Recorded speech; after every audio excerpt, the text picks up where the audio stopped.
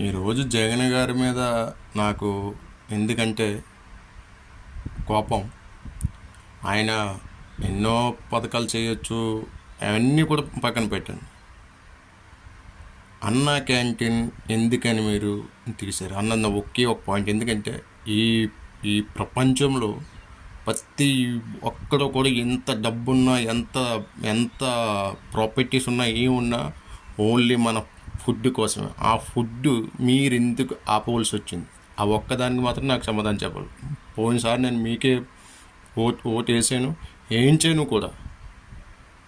కానీ నాకు ఆ ఒక్కటే, మిగతా మీరు చాలా చేశారు, అవన్నీ ప్రజలకు తెలుసు, మీకు తెలుసు, మాకు తెలుసు. బట్ అన్నా క్యాంటీన్ తీయవలసిన అవసరం ఏముంది? దానివల్ల కొన్ని లక్షల మంది బతికేవారు.